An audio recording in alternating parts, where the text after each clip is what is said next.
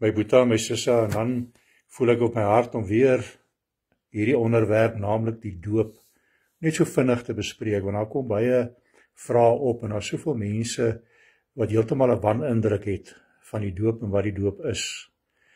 As jy nou vandag onseker is en jy gaan na 'n dominee toe, dan gaan hy vir jou sy opinie gee en dit wat hy geleer het, en 'n pastoor gaan weer vir jou ander opinie gee, maar gee hulle vir jou skrif en bestudeer jy self die skrif. Ag, die eenvoudige voorbeeld is byvoorbeeld Matteus 28, waar die Here sê, gaan dan heen, maak disippels, doop hulle. Maak disippels onder al die nasies, doop hulle. Wie's hulle? Die disippels. 'n Disipel is mos 'n volgeling. So in die eerste plek, ons kan nou baklei oor die vorm van doop, en die woord is baie duidelik.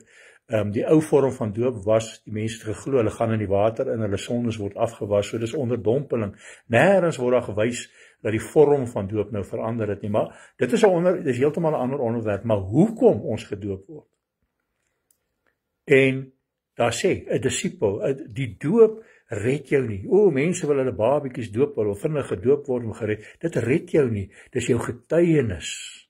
Dis jou getuienis. Jy sien, die ou doop, dis hoekom ons kry in Handelinge 19. Hier kom Paulus by 12 disipels, volgelinge van Jesus.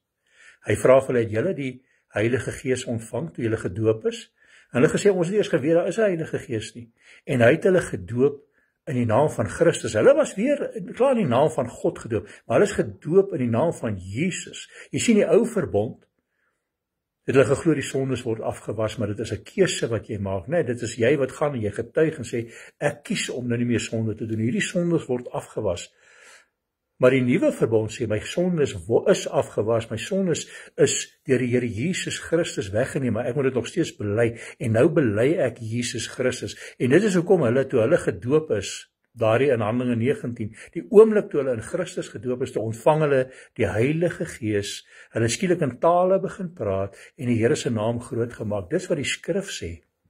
Dit is ons getuienis, en ek wil vir jou sê, die Here sê, ons kan nou sê, ja, dit is nie 'n voorwaarde nie, maar dit is my blye getuienis, dat ek is nie skaam om Jesus te getuig nie, ek is nie skaam om te sê, ek is verheug om te sê, ek het hierdie keuse gemaak, ek is weer in die moeder skoot, ek breek uit hierdie water uit, soos wat die moeder se water gebreek het, en ek in die wêreld gebore is, nou word ek weer gebore, maar hierdie keer in die koninkryk van die Here. Ek is nie meer van die wêreld nie, ek is in die wêreld, maar ek is nie meer van die wêreld nie, ek is van die koninkryk van Jesus, en ek getuig dit, en ek skaam my nie daaroor nie, ek doen dit voor getuies, daar's 3 wat getuig in die hemel, daar's 3 wat getuig hier op aarde, en die Here Jesus sê uitdruklik, hy wat hom vir my skaam, ek gaan my vir hom skaam, as ek by die Vader is, en hy wat hom nie vir my skaam nie, vir hom sal ek gaan getuig by die Vader.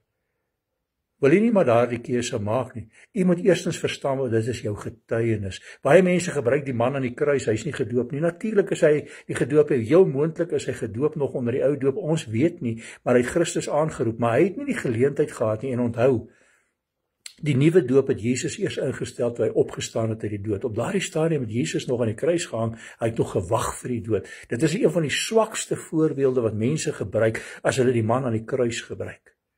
Here Jesus het dit ingestel voor hy opgevaar het hemel toe. Hy het gesê, nou dat ek die dood oorwin het, moet jy getuig en sê, jy het saam met my oorwin, jy het saam met my gesterf, en jy staan saam met my op in die nuwe verbond. Ek hoop jy verstaan dit nou beter. Seën vir u en 'n mooi dag.